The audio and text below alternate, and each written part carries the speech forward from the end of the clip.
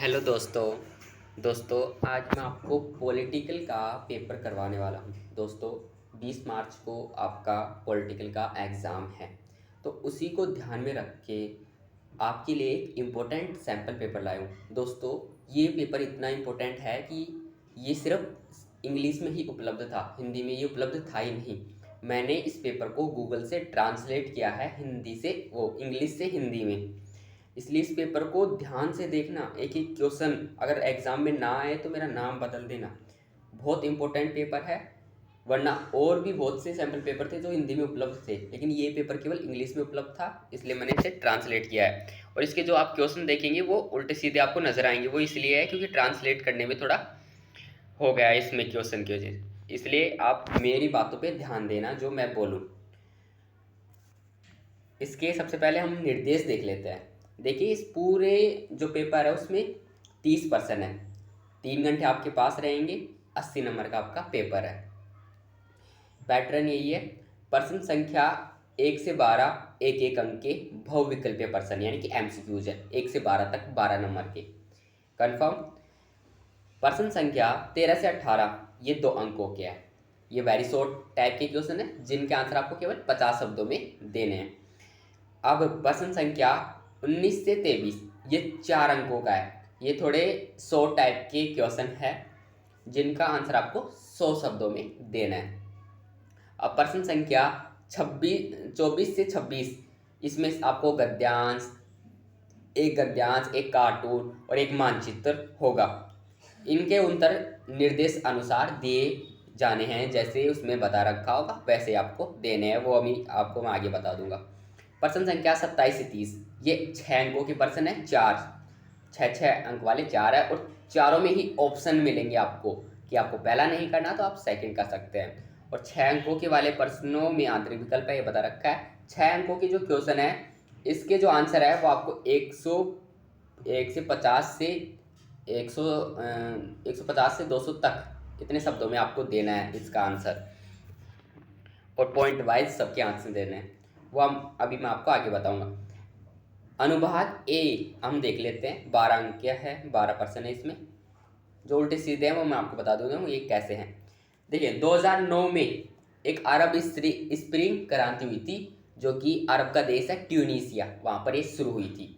तो ये बाद में ये क्रांति हुई तो आर्थिक रूप से थी, लेकिन ये बाद में राजनीतिक रूप में बदल गई। तो आपका जो आंसर हो जाएगा वो सी होगा, राजनीतिक आंदोलन में ये बदल गई थी क्रांति।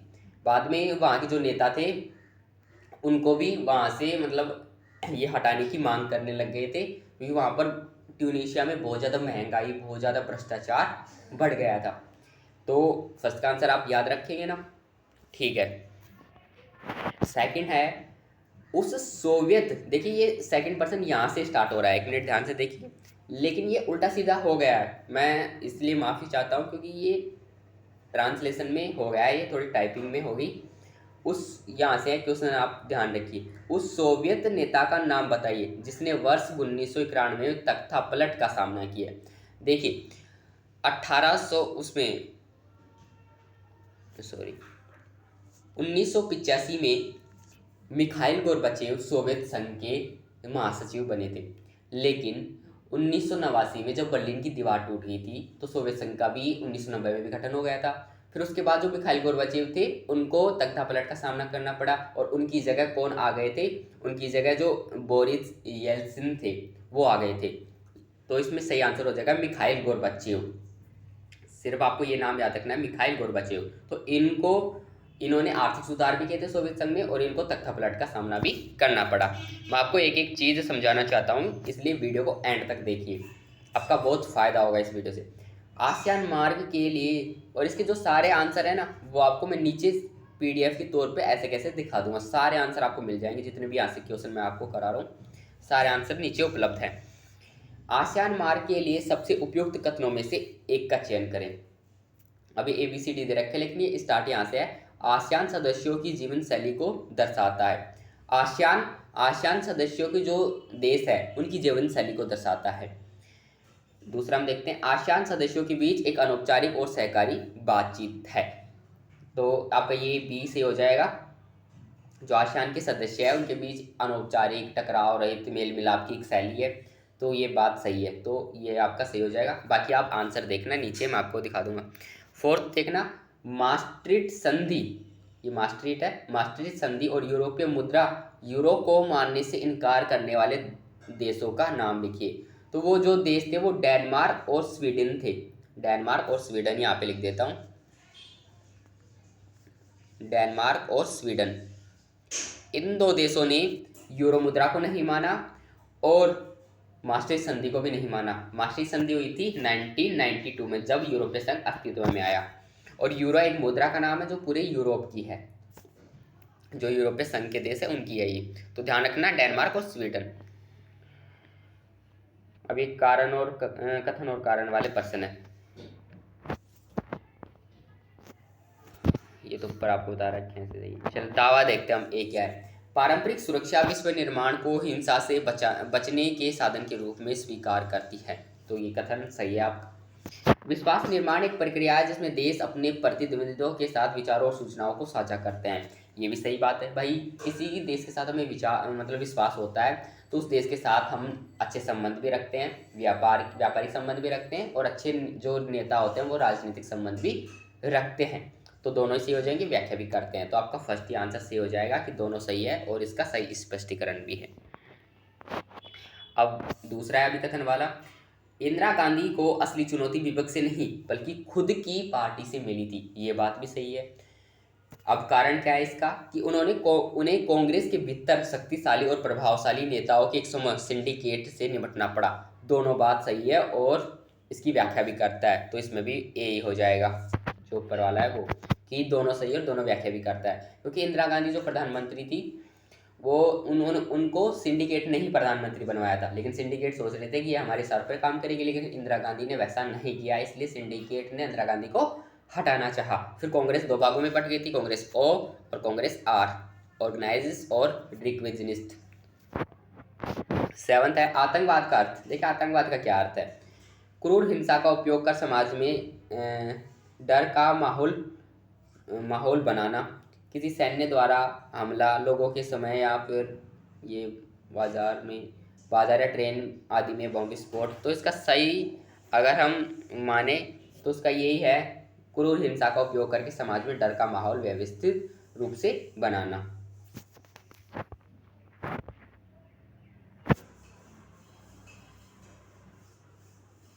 एक मिनट, ये हमारा क्वेश्चन 8 है। देखिए 8 यहाँ पे लिखा हुआ है, ये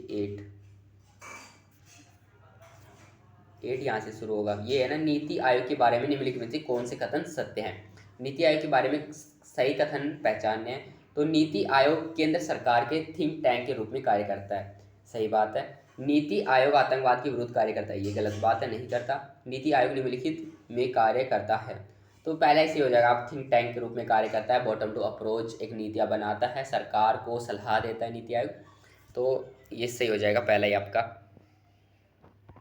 ये भी इसी में थे। हाँ इसमें तो ये वाले कथन सुनने थे कौन कौन से सही हैं। पहला सही हो जाएगा आपका, और ये भी है, नीति आयोग बड़े राज्यों के लिए अधिक और कम भूमिका तय करता है, तो ये भी सही है। और संघवाद सहकारी की भावना भी तय करता है, ये भी सही है।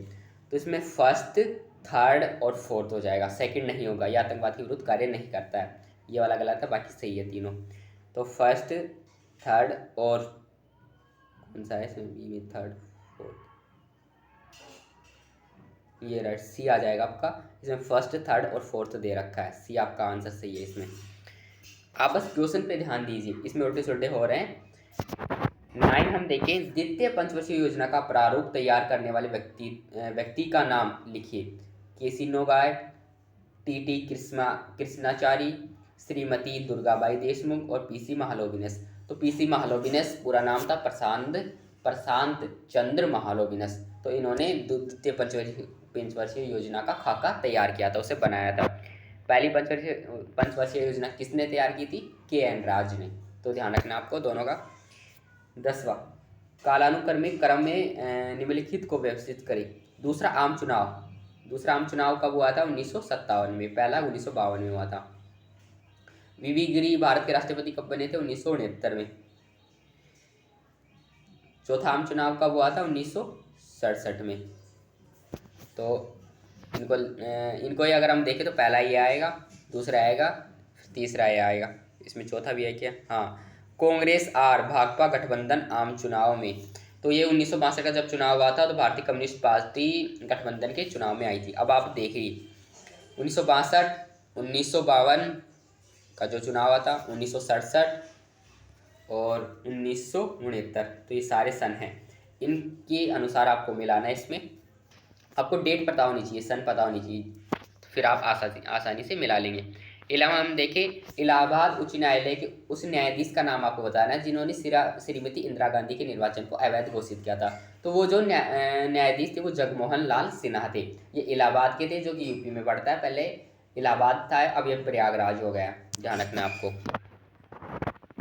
आपातकाल की उद्घोषणा के संदर्भ में विषम का पता लगाएं। तो विषम है 1974 के नक्सलवादियों की रेल हड़ताल, ये विषम है। संपूर्ण क्रांति का हाल, ये भी सही है। और गुजरात आंदोलन भी सही है। और यहाँ पर बिहार आंदोलन आता, वो भी सही है।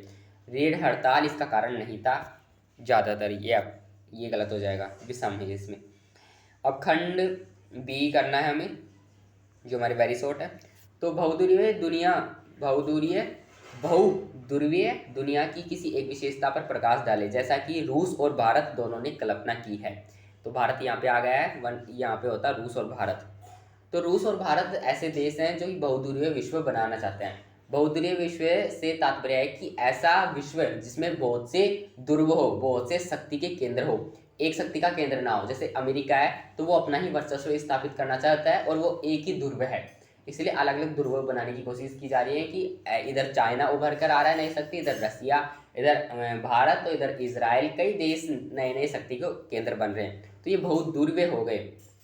तो आई होप आप समझ गए होंगे क्या कहना चाहता हूँ। 14 हम देखें, दक्षिण एशिया में शामिल देशों के नाम बताइए। तो दक्षिण एशिया में 7 देश शामिल हैं। कभी कभी अफगानिस्तान को भी शामिल कर लिया जाता है। तो वही 7 देश जो सार्क में शामिल हैं। अफगानिस्तान भी सार्क में शामिल है, तो 8 हो जाते हैं पूरे मिला के।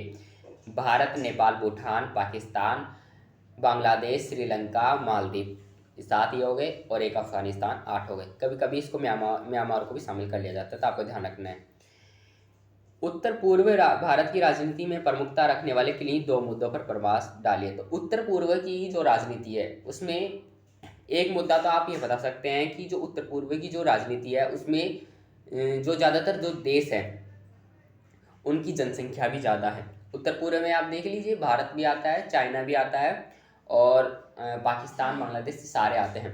तो इनकी जनसंख्या भी ज़्यादा है, तो एक ये भी प्रभाव डालती है। और इन देशों की जो अर्थव्यवस्था है वो तेज़ी से बढ़ रही है। और तीसरा आप ये बता सकते हैं कि इन देशों के अंदर जो आपसी विवाद पनप रहा है, यानी कि जो हमारे पड़ोसी देश है उनके साथ भी मतलब हमारे रिश्ते खराब हैं, चाहे पाकिस्तान के साथ देख ले, चाहे चाइना के साथ देख ले। और इन देशों में एक आतंकवाद भी इन देशों की राजनीति को खराब करता है। तो बहुत से कारण हो जाएंगे। मंडल मुद्दे पर कुछ प्रकाश डालते हुए भारत में मंडल विरोधी प्रदर्शनों का एक कारण बताइए। तो मंडल मुद्दा यह आया था 1979 में, जब बिंदेश्वरी प्रसाद बीपी मंडल के नाम से आया था ये, इसलिए इसे मंडल आयोग कहा गया। तो इसमें यह रखा गया था कि जो गरीब लोग थे उनको 27% नौकरियों में आरक्षण दिया जाए, और उनके लिए कई प्रावधान किए गए थे। लेकिन जो कुछ पार्टियां थी भाजपा जैसी, उन्होंने जो ये मंडल आयोग था इसका विरोध किया था। तो इसी के बारे में आपको बताना है। पारंपरिक सुरक्षा के महत्वपूर्ण घटक के रूप में शक्ति संतुलन का मूल्यांकन करें। तो शक्ति संतुलन का मतलब है कि जब एक देश दूसरे देश के बराबर अपनी शक्ति को बना ले। जैसे मान लीजिए कि चाइना हमसे बहुत आगे है शक्ति में भी और अर्थव्यवस्था में भी। अगर भारत अपनी शक्ति को चाइना के बराबर कर लेता है तो फिर युद्ध होने की आशंका बहुत कम रहेगी। तो इसे शक्ति संतुलन कहते हैं। जैसे चाइना अमेरिका के बराबर बनाना चाहता है और रसिया के बराबर बनाना चाहता है, तो ऐसे ही शक्ति संतुलन होता है एक दूसरे देशों के बीच, फिर युद्ध होने की संभावना कम होती है। जैसे शीत युद्ध में भी ये हो रहा था कि सोवियत संघ और अमेरिका के पास दोनों के पास बराबर शक्तियाँ थी, इसलिए युद्ध होने की आशंका बहुत कम हो रही थी उस टाइम शीत युद्ध स्टार्ट हुआ था। राजीव गांधी लोंगोवाल समझौता सामान्य स्थिति लाने में कहाँ तक सफल रहा? ये लोंगोवाल जो समझौता हुआ था वो 1985 में हुआ था, जब राजीव गांधी हमारे देश के प्राइम मिनिस्टर बने थे, और जो अकाली दल के जो नेता थे हरचंद सिंह लोंगोवाल, उनके दोनों के बीच में समझौता होता। समझौते में क्या बातें रखी गई थी कि जो चंडीगढ़ थे वो पंजाब को दे दिया जाएगा, और जो खालिस्तान समर्थक थे वो अब पंजाब से बाहर निकाल दिए जाएंगे, और पंजाब में वो दोबारा देश बनाने की मांग नहीं करेंगे, और जो रावी और ब्यास जो नदी थी उनके बीच जल का बंटवारा होगा हरियाणा और पंजाब के बीच, और इन देशों की जो इन राज्यों की सीमाओं पर ट्रिब्यूनल बैठाया जाएगा जो इनकी सीमाओं को निर्धारण करेगा। तो ऐसे कुछ प्रावधान किए गए थे और ये काफ़ी हद तक सफल भी रहा था। उसके बाद खालिस्तान की मांग नहीं की जाती, लेकिन अभी भी कभी कभी की जाती है, आप सुनते होंगे न्यूज में। खंड सी में है कि पर्यावरण संरक्षण, यहाँ पे संरक्षण आई। पर्यावरण संरक्षण की चुनौती के लिए सबसे महत्वपूर्ण प्रतिक्रियाओं में से कुछ पर्यावरणीय आंदोलनों से आई है। मिट्टी के निष्कर्षण के विरुद्ध और मेगा बांधों के विरुद्ध आंदोलनों के विशेष संदर्भ में इस कथन की पुष्टि कीजिए। तो देखिए, पर्यावरण को बचाने के लिए बहुत से आंदोलन चलाए जाते हैं, जैसे हमारे चिपको आंदोलन भी चलाया गया था, ऐसे ऑस्ट्रेलिया में सबसे पहले बांध विरोधी आंदोलन चला था। तो ये सारे जितने भी आंदोलन चलते हैं ये पर्यावरण को बचाने के लिए ही करते हैं। तो आप देखते हैं पर्यावरण में कितनी समस्याएं आ रही हैं, हमारे दिन प्रतिदिन पेड़ों को काटा जा रहा है, जल कितना दूषित हो रहा है, और मिट्टी में कितनी लवणता होती जा रही है।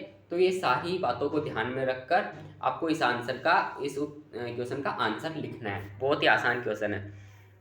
ऐसे 20 हम देखें, भारत और बांग्लादेश के बीच सहयोग और असहमति के क्षेत्रों की व्याख्या कीजिए। तो देखिए, अगर सहयोग की बात करें तो दोनों ही देशों की जो नेता है, जो बांग्लादेश के अभी जो प्रधानमंत्री है वो शेख हसीना, वो भी भारत आई थी अभी कुछ दिन पहले।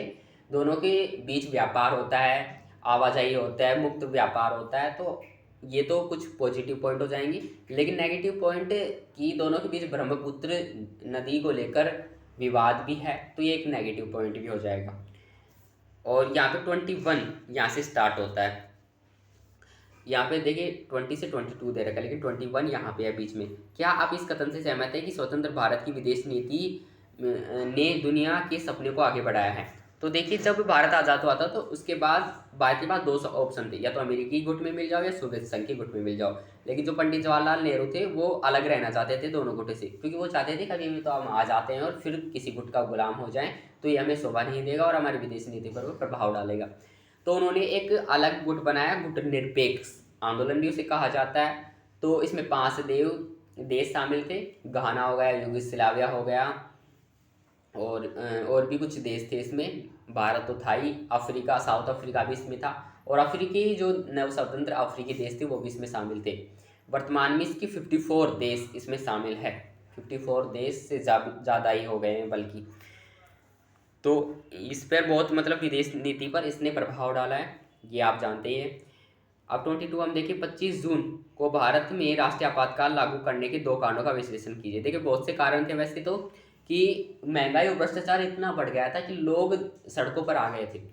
गुजरात का आंदोलन होने लग गया था, इधर बिहार का आंदोलन, और इधर जेपी नारायण थे, उन्होंने संपूर्ण क्रांति का आह्वान कर दिया था, और संसद मार्च पर भी हमला कर दिया था, मतलब नेतृत्व किया था संसद मार्च का भी।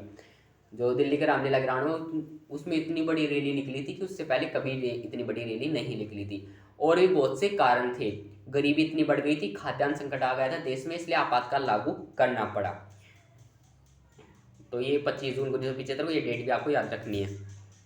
और भी इसमें आप कारण बता सकते हैं। और कभी कभी ये पूछ लिया जाता है कि आपातकाल के क्या परिणाम थे, तो ये भी आपको ध्यान रखना है। 23 है कि द्वितीय विश्व युद्ध के बाद सोवियत संघ एक महान शक्ति बन गया। हालांकि कुछ ही समय में सोवियत व्यवस्था नौकरशाही और अधिनायकवादी बन गई, जिससे नागरिकों का जीवन कठिन हो गया। क्या आप दिए गए कथन से सहमत है? अपने उत्तर को सिद्ध करने के लिए तर्क दीजिए। तो ये आपको पता है कि जब द्वितीय विश्व समाप्त हुआ तो विश्व में 2 गुट उभर कर आए, एक तो अमेरिकी गुट और एक सोवियत गुट। तो दोनों में शीत युद्ध प्रारंभ हो गया, क्योंकि उस टाइम पे जो ये दोनों गुट थे ये सोचते थे कि ज़्यादा शक्तिशाली मैं हूँ, अमेरिका सोचता था ज़्यादा शक्ति मेरे पास है, और यूएसएसआर जो कि सोवियत संघ था वो सोचता था कि ज़्यादा शक्ति मेरे पास है। तो ऐसे ही यूएसए जो था इसका जो पक्ष का गुट था उसे नाटो भी कहा जाता है, जिसमें 29 देश शामिल है अभी भी। यूएसएसआर में 15 देश शामिल थे, जो कि विभाजन हो गया, अब केवल रूस बचा था। तो दोनों में शीत युद्ध स्टार्ट हुआ। फिर बाद में पूरा जो अपना सैन्य खर्च था वो इसने सोवियत संघ ने सैनिकों पर लगा लिया, अपना जो पूरा बजट था वो केवल हथियारों पर लगा दिया, और ये धीरे धीरे ये जो व्यवस्था थी, अर्थव्यवस्था, वो लड़खड़ाने लग गई थी। इसके बाद फिर खाने के लिए अनाज भी नहीं बचा था, और धीरे धीरे यहाँ पर नौकरशाही का शिकंजा भी हो गया था, जैसे बताया गया है। फिर धीरे धीरे सोवियत संघ टूटने लग गया 1991 में आते आते। और 24 हम देखते हैं, हम सेक्शन डी आपका चालू हो गया है। नीचे देखे गद्यांश के आधार पर आपको बताने आंसर। तो गद्यांश आपका देख लीजिए, ये ब्रिक्स से ये ब्रिक्स से संबंधित है। तो 11वें ब्रिक्स के 11वें सम्मेलन की अध्यक्षता करने वाले राजनीतिक नेता का आपको नाम बताना है।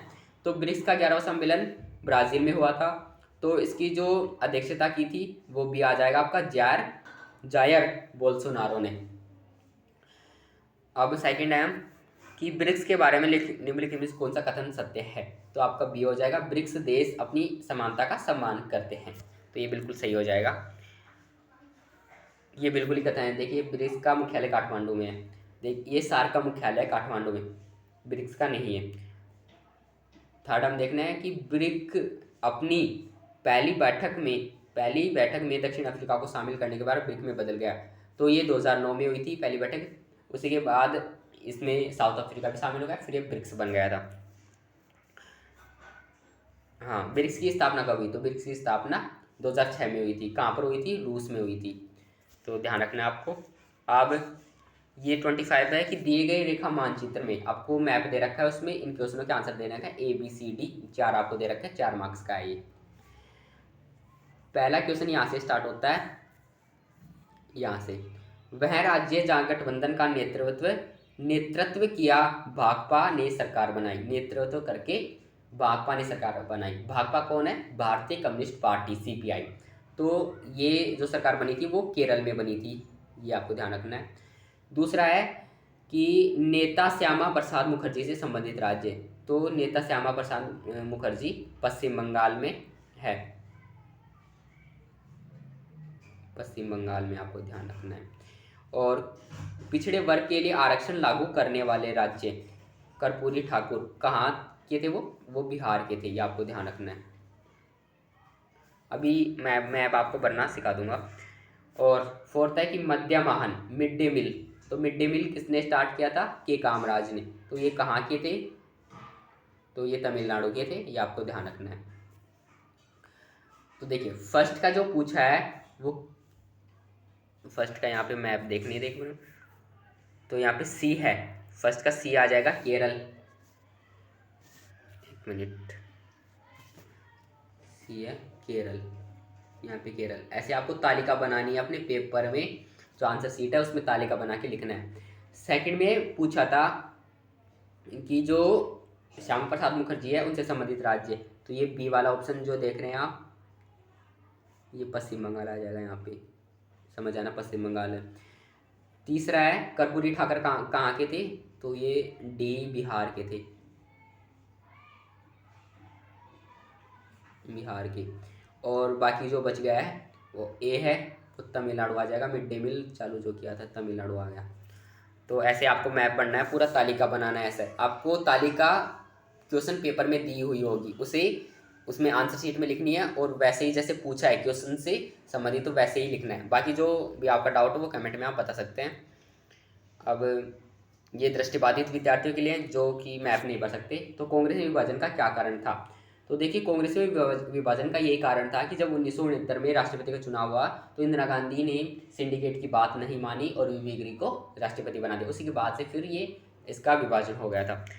सेकंड है कि सिंडिकेट समूह का नेतृत्व करने वाले नेता का नाम बताइए। तो वैसे के कामराज थे, उसके बाद और भी थे के कामराज, और भी उसमें एस निजलम्पंका, एस के पाटिल, और भी बहुत से उसमें थे, नीलम संजीव रेड्डी, ये थे सारे।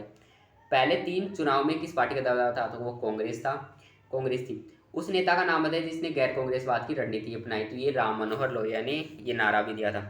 अब ये उससे संबंधित है, जब चाइना ने 1962 में तिब्बत पर हमला कर लिया था, मतलब तिब्बत पर अधिकार जमा लिया था और भारत पर हमला किया था 1962 में, उससे संबंधित है ये।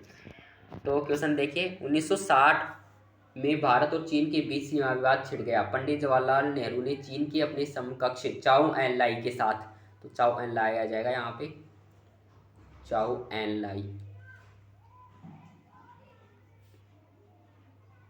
ये वाला आंसर आपका सही हो जाएगा, चाओ एन लाई। यहाँ पे जो लाई ये गलत रखा है, चाओ एन लाई आएगा यहाँ पे। भारतीय क्षेत्र में उस स्थान का नाम बताइए जिसने चीन ने 1962 में कब्जा कर लिया था। तो वो अक्साई चीन था, कश्मीर का जो इलाका है, तो इधर वाला अक्साई चीन यहाँ पे कर लिया था। भारत चीन युद्ध के दौरान भारत के रक्षा मंत्री कौन थे? तो वी.के. कृष्ण मेनन थे। इन्होंने इस्तीफा भी दे दिया था बाद में, इस युद्ध के बाद में, क्योंकि इसमें युद्ध में भारत की हार हुई थी, इस वजह से। 29 अप्रैल 1954 को भारत और चीन के बीच कौन सा समझौता हुआ था? वो पंचशील समझौता हुआ था, सह अस्तित्व के 5 सिद्धांत, वो भी आपको ध्यान रखना है क्या है। हाँ, 1 जनवरी ये उसके लिए दृष्टिबाधित विद्यार्थियों के लिए, यहाँ से दृष्टिबाधित विद्यार्थी के लिए, CWSN के लिए लिख देता हूँ, क्योंकि वो चित्र नहीं दे सकते, उनके लिए है।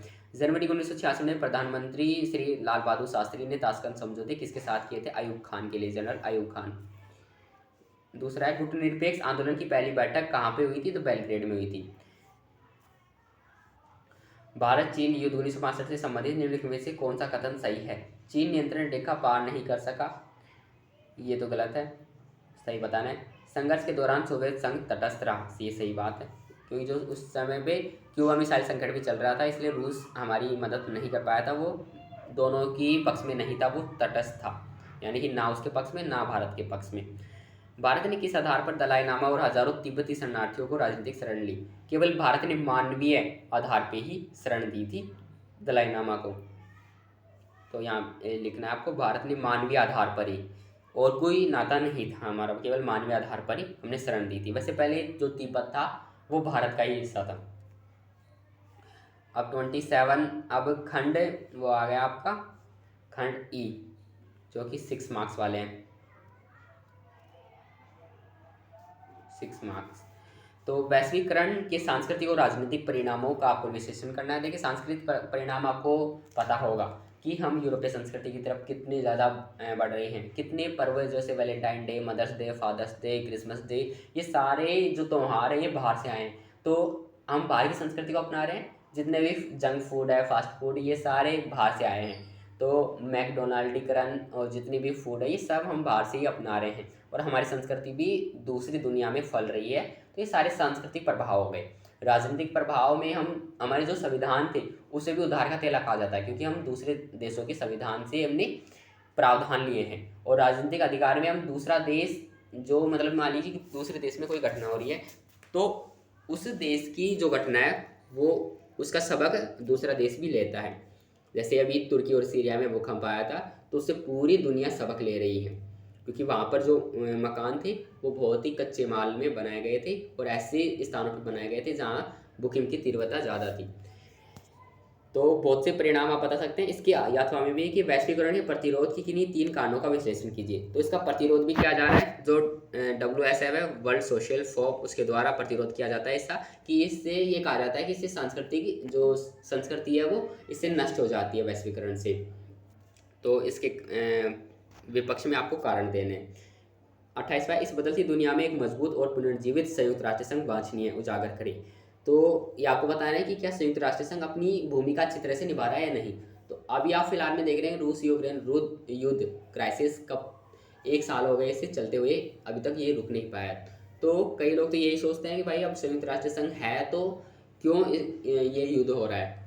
तो ये युद्ध अमेरिका की वजह से हो रहा है, क्योंकि अमेरिका नहीं चाहता ये युद्ध रुके। इसलिए कहीं ना कहीं जो सोवियत संघ है वो अमेरिका का एक गुलाम है, क्योंकि जो सोवियत संघ, मतलब ये सोवियत संघ कह रहा हूँ, सॉरी, संयुक्त राष्ट्र संघ UNO, इसके ऊपर अलग से वीडियो भी बना रखी है। अगर आपको इसके बारे में जानकारी लेनी है तो डिस्क्रिप्शन में लिंक है। तो इसके बारे में आप बता सकते हैं कि इसके पक्ष में भी तर्क दे दीजिए और विपक्ष में भी, कि अगर ये है तो तृतीय विश्व युद्ध नहीं हुआ है अभी तक। इसका मुख्य परिणाम यही है कि अगर UNO है तो विश्व में शांति स्थापित है अभी तक। तो इसलिए इसके पक्ष और विपक्ष में आप दे सकते हैं तर्क। और अथवा में पूछा है कि संयुक्त राष्ट्र सुरक्षा परिषद की संरचना का विश्लेषण कीजिए। तो ये बड़ा इंपॉर्टेंट क्वेश्चन आ जाता है। इसमें ये भी पूछा जाता है कि भारत क्या चाहता है सुरक्षा परिषद को लेकर, क्या उसमें सुधार करना चाहता है या नहीं। तो भारत हमेशा से बोलता है सुरक्षा परिषद में मतलब जो सुरक्षा परिषद है इसकी, उसमें विस्तार हो और सदस्यों को इसमें सुधार हो और सदस्यों को इसमें मतलब भाग लिया जाए। मतलब जहाँ पे 5 सदस्य हैं स्थायी सदस्य जिनको वीटो पावर है, भारत चाहता है कि भारत को भी वीटो पावर मिले और अस्थायी सदस्य उनकी संख्या भी बढ़ाई जाए। तो इसमें सुधार करने की आवश्यकता है, क्योंकि जब से ये बना है तब से केवल 5 ही जो सदस्य हैं जिनके पास पहले परमाणु हथियार थे और द्वितीय विश्व युद्ध के विजेता थे, उनको ही वीटो पावर मिली हुई है। तो अब भारत जैसे और भी देश उभर रहे हैं, इनको भी वीटो पावर दी जानी चाहिए। 29 है कि देशी रियायतों को भारतीय संघ में लाने के लिए मुख्य विचारों को सूचीबद्ध कीजिए। इस दिशा में ऐतिहासिक भूमिका निभाने वाले नेता का नाम बताइए। तो ये सरदार वल्लभ भाई पटेल की बहुत भूमिका थी। ये भी कमेंट में आपको एक वीडियो की लिंक दे रहा हूँ, वो देख लेना, आपको समझ में आ जाएगा। अथवा में पूछ रहा है कि भारत की स्वतंत्रता के पश्चात राज्य पुनर्गठन आयोग की स्थापना के 3 कारणों की विवेचना आपको करनी है। तो जब राज्य पुनर्गठन आयोग 1953 में ये बना था, तो इसका उद्देश्य था कि जो राज्य थे उनको भाषा के आधार पर बांटना, क्योंकि सबसे पहले जो भाषा के आधार पर जो आंदोलन चला था वो आंध्र प्रदेश में चला था। मद्रास से अलग राज्य बनाने की वो मांग उठी थी मतलब तेलुगु भाषा के आधार पर। पोट्टी श्रीरामुलु आपको याद होगा। तो इसके उद्देश्य ये थे कि भाषा के आधार पर राज्यों को बनाया जाए। 30 हमारा लास्ट क्वेश्चन कि गठबंधन सरकारें भारत में लोकतंत्र के लिए वरदान साबित हुई है। 3 प्रासंगिक तर्कों के साथ कथन का समर्थन करें। और अथवा में है कि 1980 के दशक के अंत में 3 प्रमुख घटनाओं को विश्लेषण करें जिन्होंने भारत की राजनीति पर लंबे समय तक प्रभाव डाला। दोनों में से आप कोई भी कर सकते हैं। देखिए, गठबंधन का मतलब होता है जब 2 या 2 से अधिक पार्टियां मिलकर सरकार बनाती है तो वो गठबंधन सरकार होती है। अभी भी एनडीए की गठबंधन सरकार चल रही है। आपको कमेंट में बताना है कि एनडीए की कौन सी गठबंधन सरकार चल रही है, 3rd, 4th, 5th कौन सी सरकार चल रही है अभी, तो आपको कमेंट में बताना है। तो ये जो गठबंधन सरकार है ये लोकतंत्र के लिए अच्छी भी मानी जाती है और बुरी भी। देखिए, जो गठबंधन सरकार अभी जो चल रही है उसमें बीजेपी को पूरा बहुमत मिल गया था, यानी कि 330 सीटें मिली थी, 303 सीटें मिली थी। फिर भी उसने गठबंधन सरकार बनाई, क्योंकि पिछली जो परंपरा चली आ रही थी उसी के आधार पर फिर उसे पालन करना पड़ा। तो इसके बारे में आप बता सकते हैं कि कैसे वरदान साबित हुई है।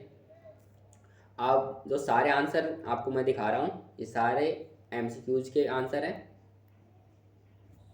जूम करके एक बार इसे देख लीजिए वीडियो को पॉज करके।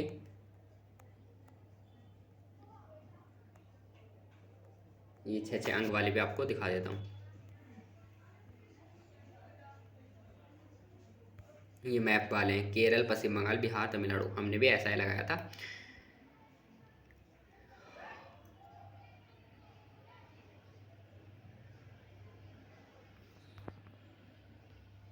ये 6 अंक वाले हैं।